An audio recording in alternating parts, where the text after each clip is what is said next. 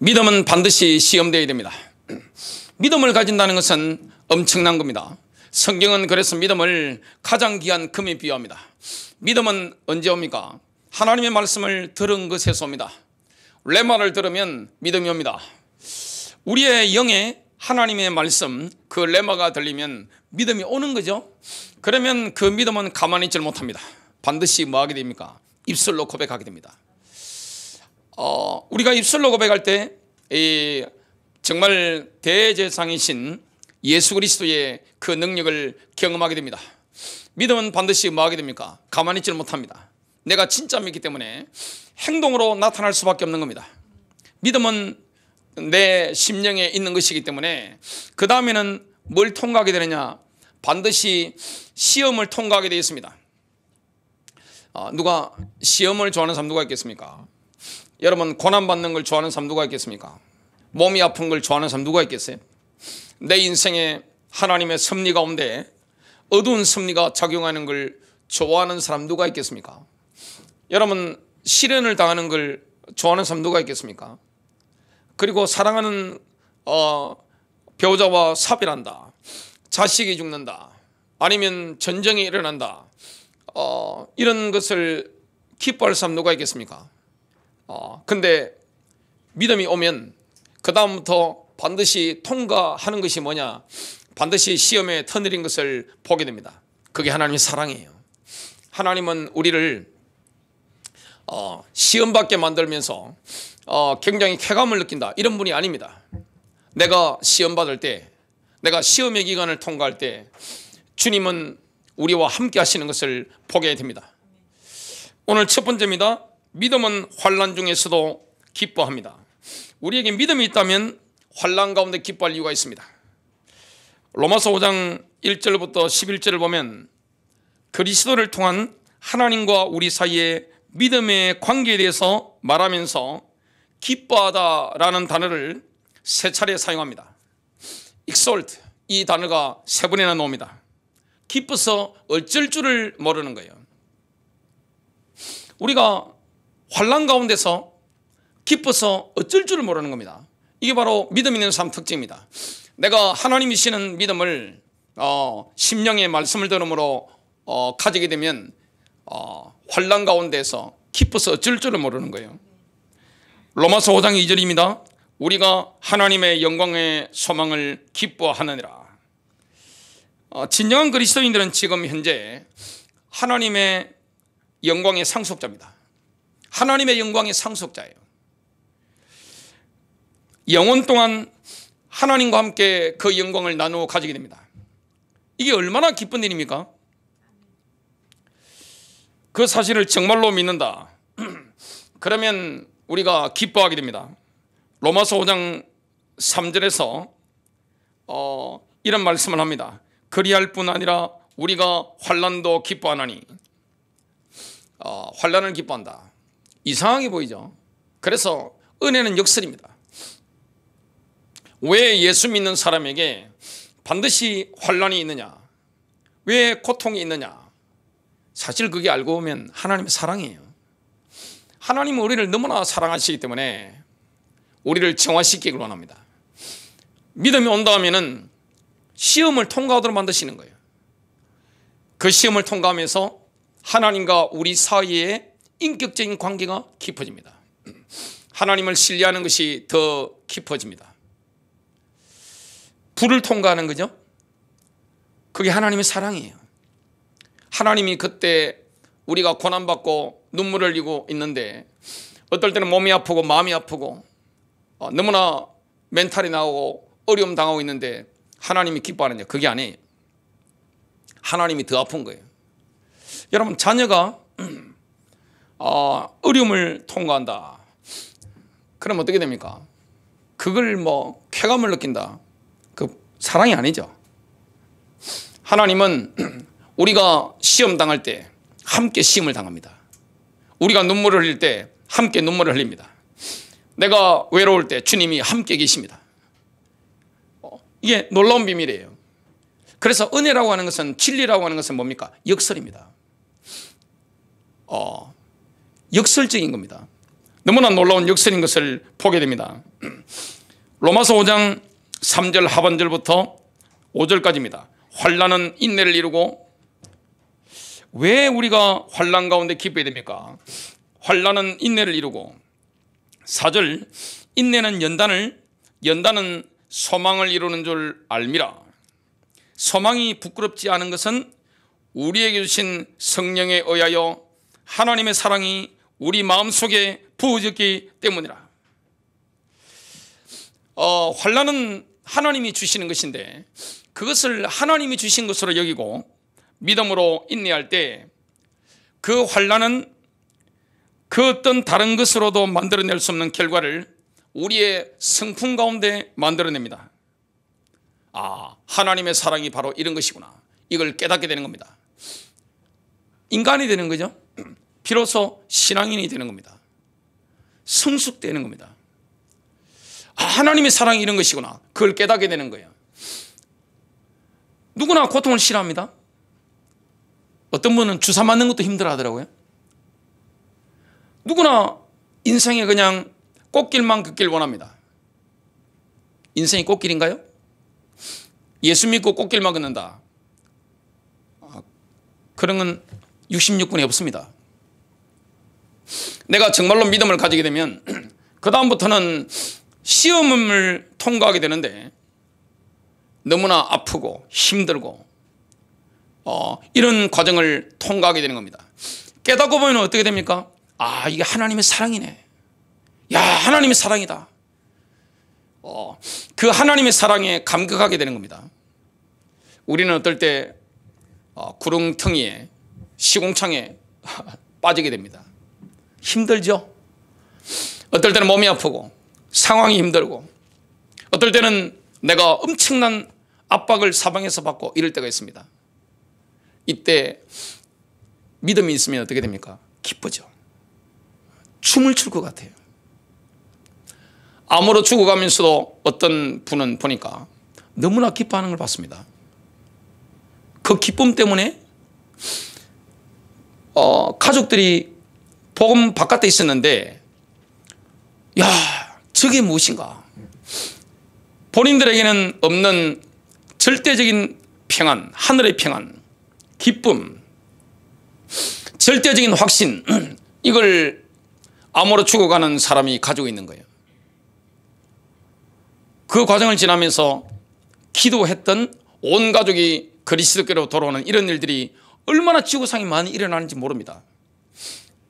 여러분, 환난도 우리에게 유익이 된다는 것을 보게 됩니다. 우리의 성품을 나누시는 하나님의 마지막 목표가 무엇입니까? 우리를 인도하여 하나님의 사랑을 즐거워하게 하는 겁니다. 하나님의 사랑을 기뻐하게 하는 겁니다. 하나님의 사랑 때문에 너무나 기쁘죠. 병실에 입원했을 때 하나님의 사랑 때문에 너무나 기쁩니다.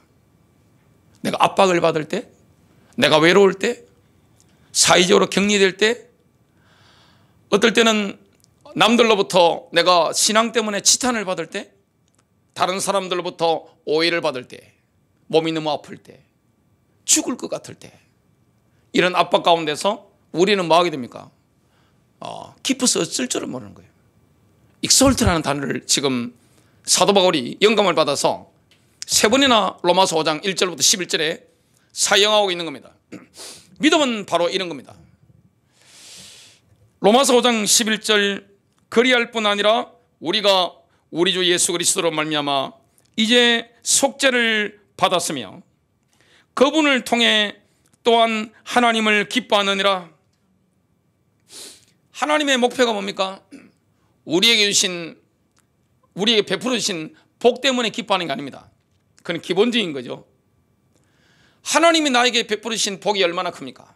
그 위대하신 하나님이, 전능하신 하나님이, 사랑의 하나님이 여호와 이레의 그 복으로 우리에게 응답하시죠. 하나님이 때를 따라 공급하시고 역사하시는 걸 경험하게 됩니다. 우리를 향한 하나님의 목표는 그 정도 수준이 아닙니다. 하나님의 목적은 무엇입니까? 하나님만이 우리의 가장 깊은 기쁨의 근원이 되는 겁니다. 그건 영적으로 성숙했다는 증거입니다. 내가 많은 것을 응답받아서 기뻐하는 그거는 당연한 것이고, 영적인 성숙을 이루고하면 어떻게 되느냐, 시험을 통과하면요 환난 가운데서도 우리의 성품이 어떻게 됩니까? 하나님만이 우리의 기쁨이 되는 겁니다. 내 인생의 유일한 기쁨, 예수 그리스도를 너무나 사랑하는 그 기쁨, 그게 너무나 감사한 거죠. 어제 제 아내가 저한테 그런 고백을 하더라고요. 30년 전에 내 모든 걸 주님께 다 드리고 싶다, 이 고백을 했는데 지금도 그때나 지금이나 똑같다는 것에 대해서 본인이 감사하다, 그 고백을 어제 저녁 기도에 마치고 집으로 차를 타고 가면서 그 고백을 했습니다. 저도 마찬가지예요. 주님 때문에 기쁜 겁니다. 제가 결혼을 하니까 벌써 좀 시간이 많이 흘렀죠. 청년들이 뭐라고 하느냐, 아이고 행복하시겠습니다 그러는데, 속으로 제가 뭐라 했냐, 나는 원래 행복했어. 원래 행복한 사람이에요. 결혼을 하나 안 하나 원래 기쁜 사람 아니에요. 그리고 믿음이라는 것은 뭡니까? 시험 가운데서, 환난 가운데서, 부모님이 돌아가시는데 통곡이 나오지만 임마누엘서 영적으로 기쁘잖아요. 지금 제가 말씀드린 모든 것은 제가 체험한 겁니다. 하나님이 우리와 함께 하십니다. 하나님이 우리를 사랑합니다. 고통이 사랑이에요. 환난이 사랑이에요. 시험이 사랑이에요. 그걸 통과하면서 우리는 성숙되어집니다. 정말 하나님만이 나의 유일한 기쁨이다, 이걸 우리가 경험하게 되는 겁니다. 로마서 5장 1절부터 11절과 고린도전서 13장의 하나님의 사랑에 대한 말씀을 비교해 보겠습니다. 로마서 5장 1절부터 11절은 하나님의 사랑의 완전함 속으로 들어가는 길은 인내라고 말씀하고 있습니다. 인내, 시험을 당할 때 우리는 인내하게 되는 겁니다. 그러면서 하나님의 사랑을 경험하게 되는 겁니다. 고린도전서 13장은 사랑이야말로 시험을 견디게 만드는 유일하게 강한 것이다, 이렇게 말씀하고 있습니다. 고린도전서 13장 4절과 7절입니다.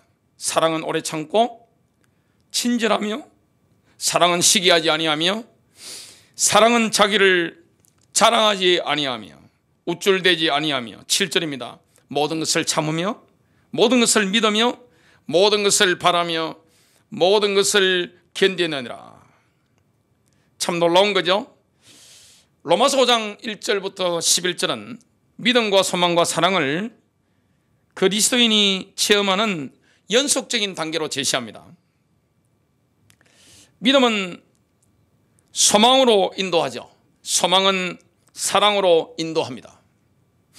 고린도전서 13장 13절도 동일한 순서로 믿음, 소망, 사랑을 제시합니다. 사랑이 가장 큰 가치가 있다, 이렇게 말씀하고 있습니다. 말씀의 거울 속에서 믿음, 소망, 사랑이 우리의 성품이 되도록 그때까지 마음의 눈을 고정시키면 고린도후서 3장 18절을 우리는 경험하게 됩니다.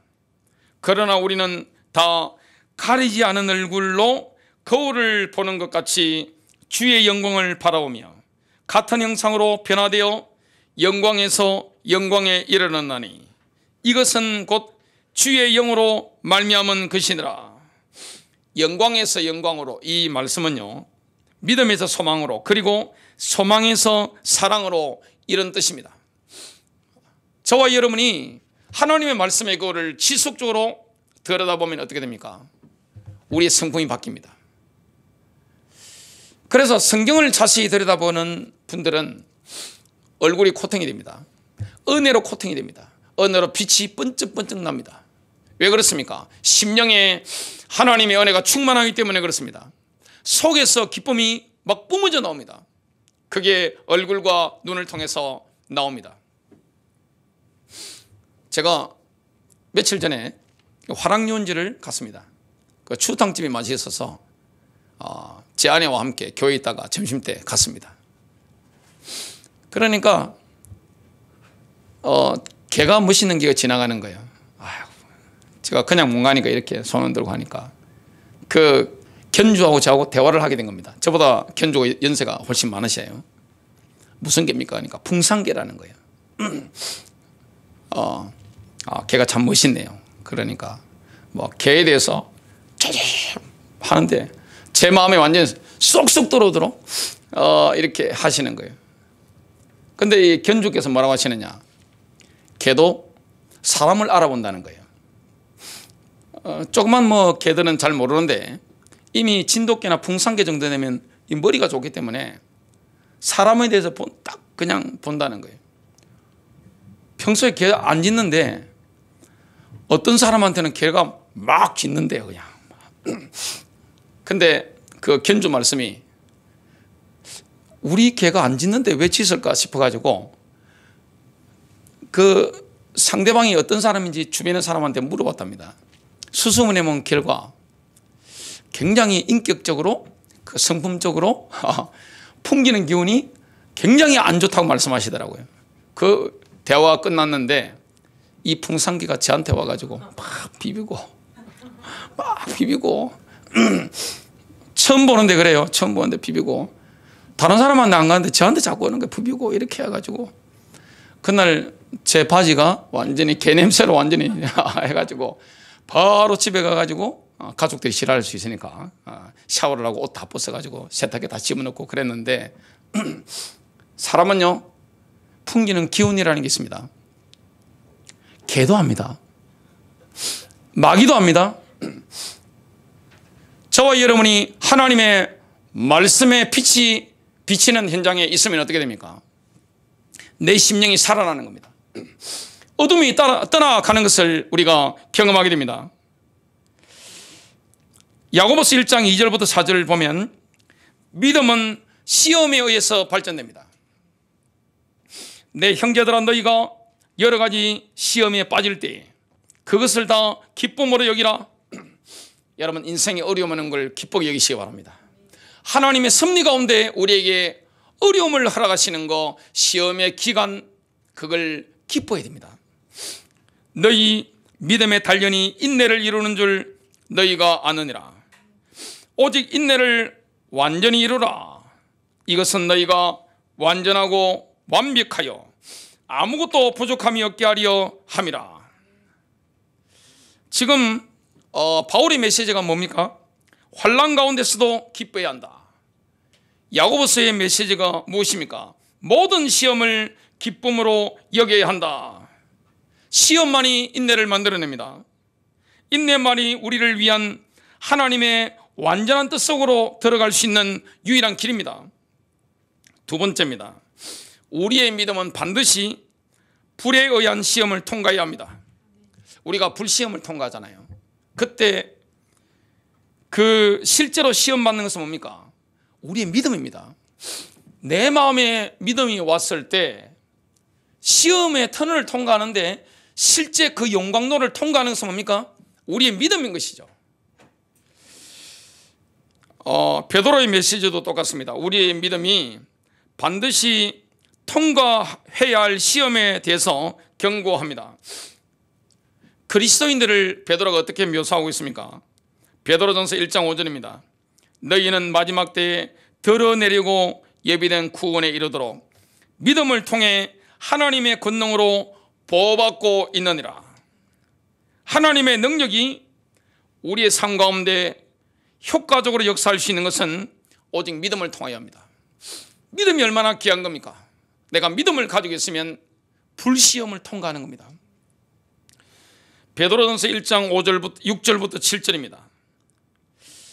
우리의 믿음이 어떻게 시험을 당할 것인가 이렇게 말씀합니다. 비록 지금은 필요가 있어 너희가 여러 가지 시험으로 인해 잠시 근심하고 있지만 그 구원을 크게 기뻐하나니 이것은 너희 믿음의 단련이 불로 단련해도 없어지는 금을 단련하는 것보다 훨씬 더 귀하여 예수 그리스도께서 나타나실 때 칭찬과 존귀와 영광으로 드러나게 하려 함이니라. 지금 우리의 믿음의 시험은 금이 용광로의 불에 의해 단련되고 정화되는 것과 같습니다. 믿음이 있다면 이 믿음이 불시험을 지금 통과해야 되는 겁니다. 벗어날 길은 없어요. 하나님이 우리에게 주신 사랑 중에 가장 큰 사랑이 뭡니까? 시험입니다. 하나님의 사랑입니다. 대한민국이 이스라엘과 거의 비슷합니다. 강대국에 둘러싸여져 있습니다. 강대국의 특징이 뭐죠? 자기 나라에서 싸움을 하지 않습니다. 그 지정학적인 요충지 거기서 항상 싸우죠. 그런 중요한 나라가 이스라엘과 대한민국인데 막강한 이 세력들 사이에 있는 거죠. 이스라엘이 그렇고 지금 대한민국이 그렇습니다. 참 어떻게 보면 굉장히 어려운 거죠. 우리는 일제 36년 그 노예세관을 했습니다. 그리고 6.25라는 비극을 겪었습니다. 우리는 어린 시절에 얼마나 많은 고난을 당했습니까?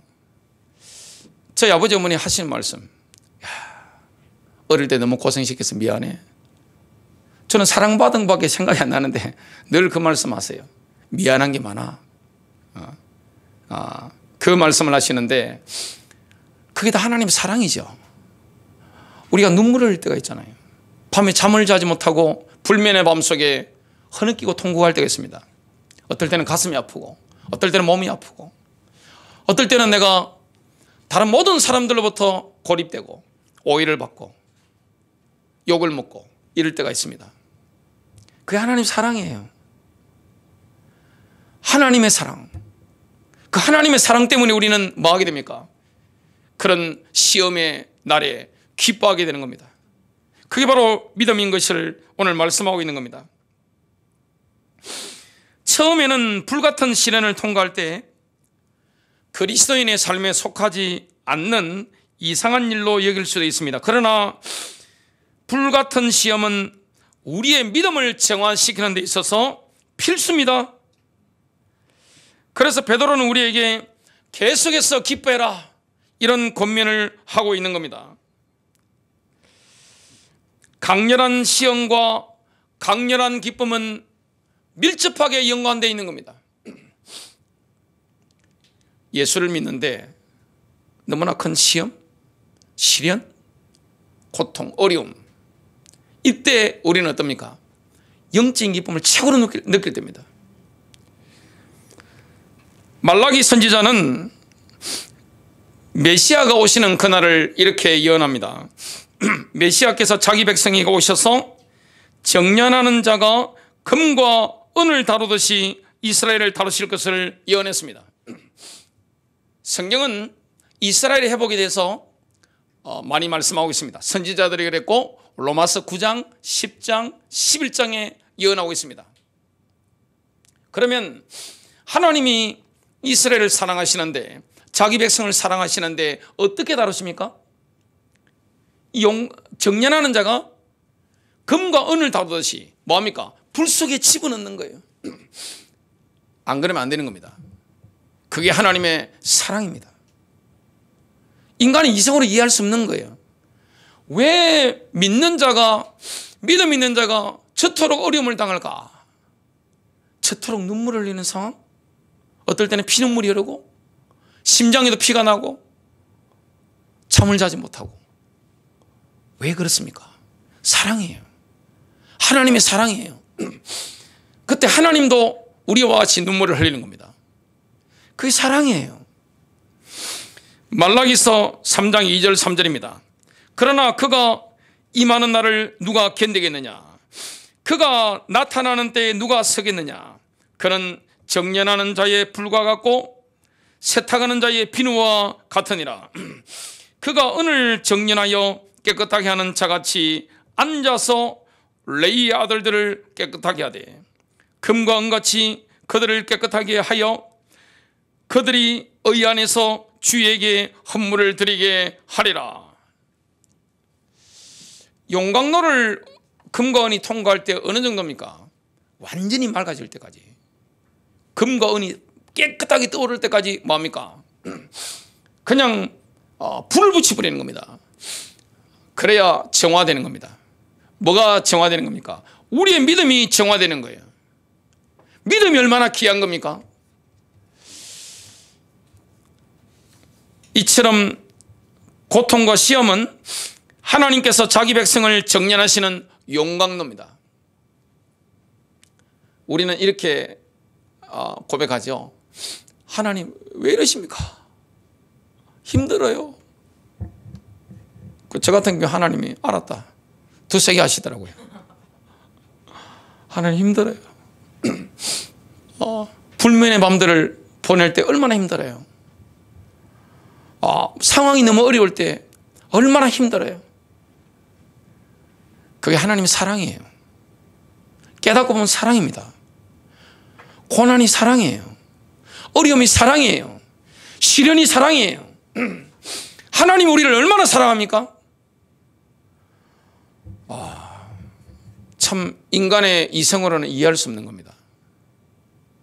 하나님이 우리를 사랑하셔서 그런 엄청난 시련들을 허락하시는 거예요. 하나님 미칠 것 같아요. 근데 안 미치더라고요. 하나님 죽을 것 같아요. 안 죽어요. 하나님 너무 힘들어요. 근데 다 견뎌내더라고요.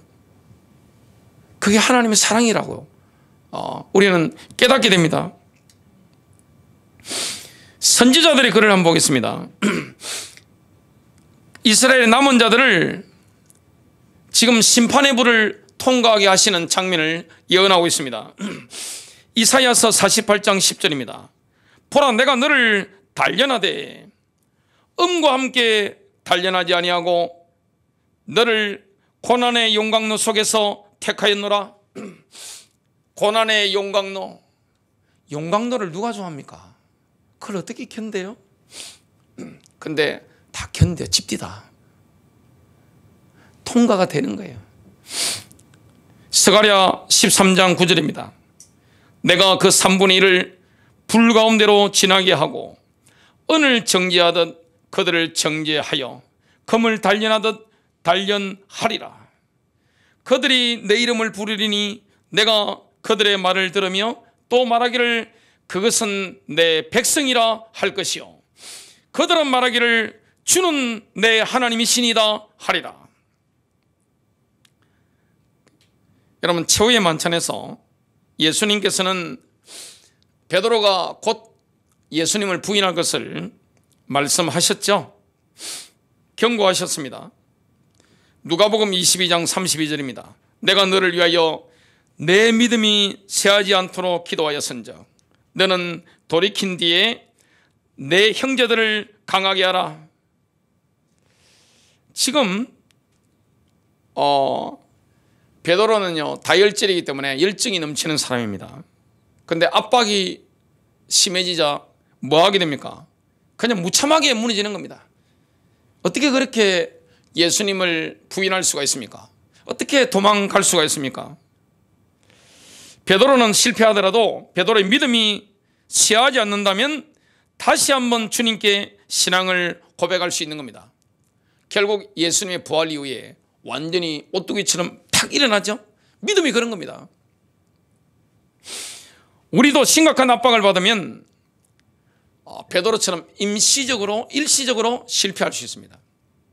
저와 여러분도 자빠질 수 있는 거죠. 그러나 우리의 믿음이 쇠하지 않는다면 욥처럼 승리하게 됩니다. 욥이 뭐라고 고백합니까?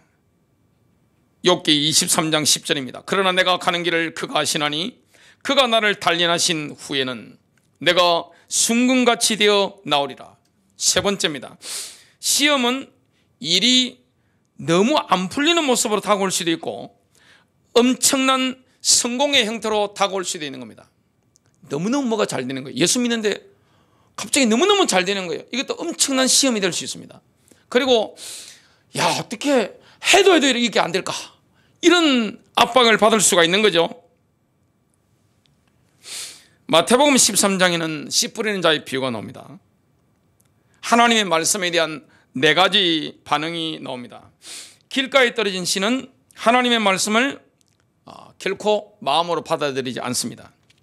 좋은 땅에 떨어진 씨는 하나님의 말씀을 마음으로 받아들이고 믿음과 순종으로 말미암아 많은 열매를 맺게 됩니다. 돌짝밭과 가시덤불 사이에 떨어진 씨는 하나님의 말씀을 일단 마음으로는 받아들입니다.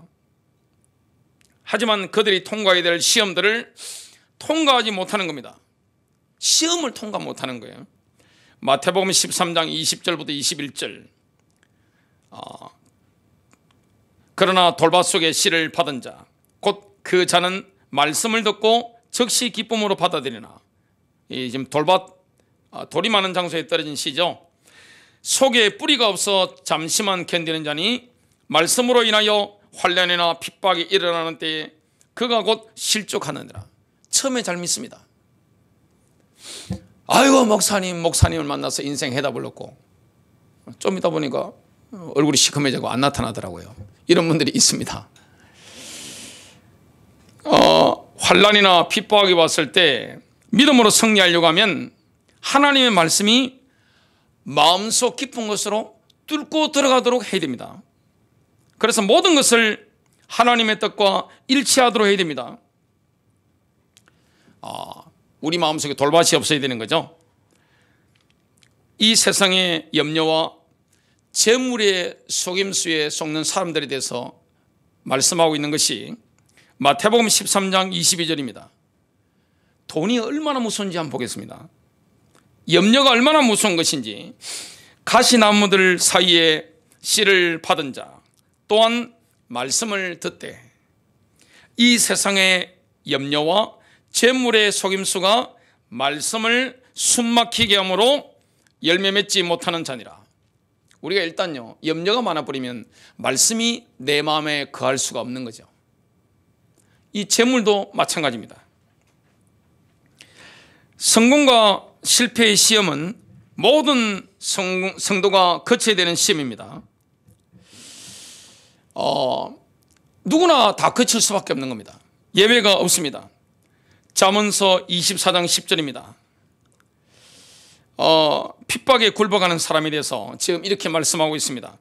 역경을 당하는 날에 내가 기진하면 내 힘이 적은 것이니라. 잠언서 1장 32절 보면 성공이 왔을 때 이런 말씀을 하십니다. 단순한 자들의 돌이켜 떠나감이 그들을 죽이며 어리석은 자들의 형통함이 그들을 파멸시키리라. 잘 나간 것 때문에 실패한 사람이 성경의 모델 케이스가 누굽니까? 나중에 나이 들면서 적그리스도의 모델이 된 사람이 누굽니까? 바로 솔로몬입니다. 시험을 통과 못하는 거예요. 어려울 때 시험을 통과하는 사람이 있는 반면에 너무 성공이 오고 돈이 쏟아지고 사회적 지위가 올라오고 내게 막 이 엄청난 영광이 올 때 많은 사람들이 넘어지는 걸 보게 됩니다. 시험을 통과를 못하는 거죠. 솔로몬이 그랬습니다. 모세는 어땠습니까? 성공이 와도 실패가 와도 그냥 승리한 겁니다. 이 모세는 우리에게 너무나 믿음의 아름다운 모델이 됩니다. 40년 동안 지금 파로의 후계자의 한 사람은 있었죠. 40살이 되었을 때 모든 걸 버리고 외로움과 실패의 길을 선택했습니다. 히브리서 11장 24절부터 25절입니다. 믿음으로 모세는 나이가 들었을 때에 파로의 딸의 아들이라 불리는 것을 거절하고, 이게 믿음이죠. 잠시 제 쾌락들을 즐기는 것보다 오히려 하나님의 백성과 함께 고난받는 것을 택하였으며 물질 명예 이걸 다 버린 겁니다. 어디로 들어간 겁니까? 광야로 들어간 겁니다. 이게 바로 믿음입니다. 모세는 모든 시험을 통과하고 80세의 나이에 이스라엘의 해방자로 우뚝 서게 됩니다. 모세는 마가복음 야고보서 1장 4절에 대한 분명한 사례입니다. 오직 인내를 온전히 이루라. 이것은 너희가 완전하고 완벽하여 아무것도 부족함이 없게 하려 함이라.